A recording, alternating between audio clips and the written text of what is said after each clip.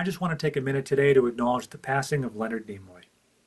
When I was a young boy, my father would sometimes pick me up and we would go to his office. My mother worked nights, so we'd go to his office and he would let me watch Star Trek in the conference room at his office. And I had the VHS tapes. And I remember watching a few episodes there in the big conference room. I'd sit at the table where probably the CEO of his company would sit, and I would eat chocolate chip cookies and drink some soda or something like that. And I would just marvel at the spectacle of the show and the optimistic viewpoint of it. And I'd go to school and try to talk to some of my peers about it, and they would call me a Star Trek dork. Well, I look back on that, and I consider that high praise. The optimistic view of the show and what we could become as a race is something that still resonates today.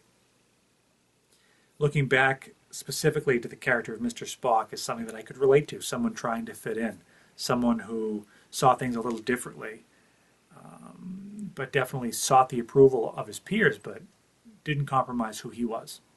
I appreciated that, and I tried to understand it.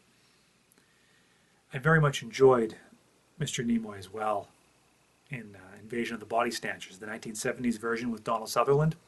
Excellent movie, and he does play a good role in it. It was fun to see him in a different role as well. The behind-the-scenes footage of him directing Star Trek IV, which was my favorite Star Trek movie, the one with the whales, inspirational as well. It instilled in me a love of filmmaking that, between him and Steven Spielberg, I still have to this day. One other thing I want to point out is his role on Fringe. At the end of season 1, it's one of my favorite shows. It stars the inimitable John Noble, who plays Walter Bishop. An excellent, excellent role for him.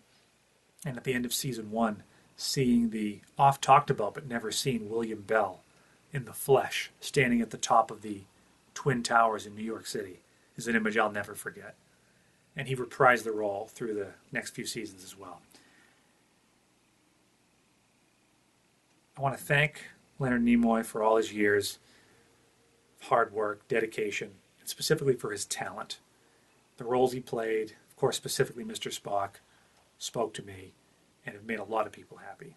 So he will be missed. It's a very, very sad day today, and I just wanted to acknowledge it.